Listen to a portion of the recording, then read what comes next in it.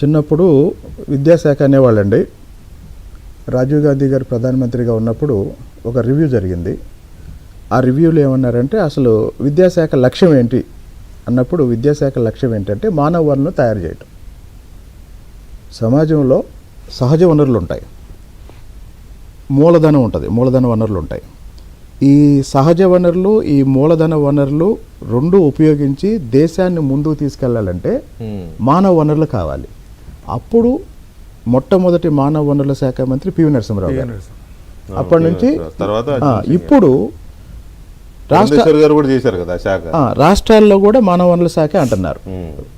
మన రాష్ట్రంలో 2014 తర్వాత ఎందుకు ఇప్పుడు ఆ స్థాయిలో ఫోకస్ చేయాల్సి వస్తుందంటే, ముందు అసలు మీరు 1 క్లాస్ 1 టీచర్ గురించి చెప్తానండి.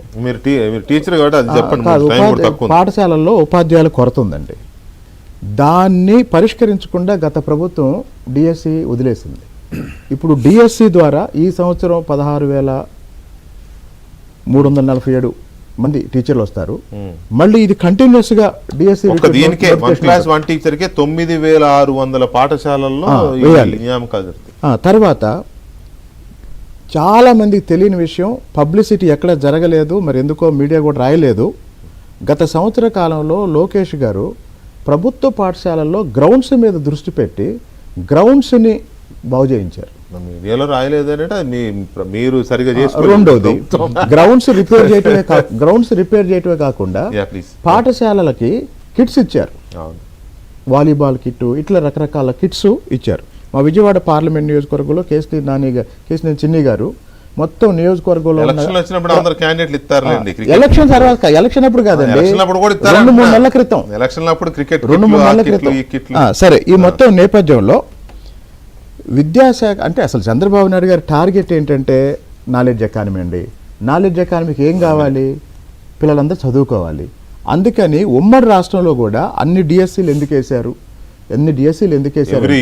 ఎందుకు వేశారంటే మారుమూల ప్రాంతంలో కూడా బడి ఉండాలి, ఆ బడిలో టీచర్ ఉండాలి, పిల్లలు ఉండాలి. ఇప్పుడు మీరు ఒక కుటుంబాన్ని బ్రహ్మాండంగా చదివించకుండా, పిల్లలకి అద్భుతమైన విద్యావకాశాలు ఇవ్వకుండా నెలకు ₹1,00,000 సంక్షేమ పథకాలు ఇచ్చినా ప్రయోజనం లేదండి.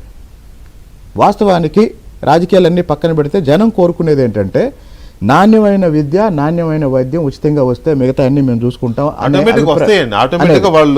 ఈ నేపథ్యంలో డిఎస్సికి ఇంత ప్రాధాన్యం ఇవ్వడానికి, అలాగే మానవ వనరులకు ఇంత ప్రాధాన్యత ఇవ్వడానికి ఏంటంటే గత 30 సంవత్సరాలుగా చంద్రబాబు నాయుడు గారు ఈ విషయంలో చాలా చేశారు.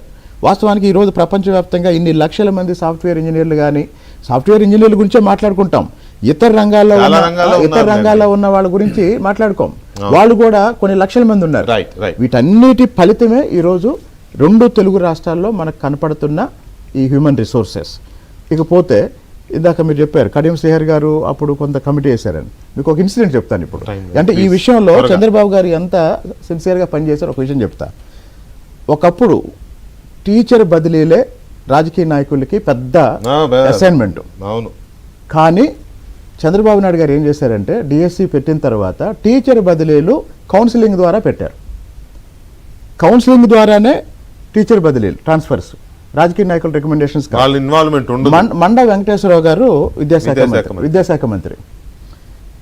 ఎవరో ఒక టీచర్ కుప్పంలో ఒక టీచరు భువనేశ్వర్ గారి దగ్గరికి వచ్చి, హైదరాబాద్ వచ్చి, కుప్పం టీచరు వాళ్ళ కారణాలు ఏదో చెప్పుకొని ట్రాన్స్ఫర్ అడిగారు.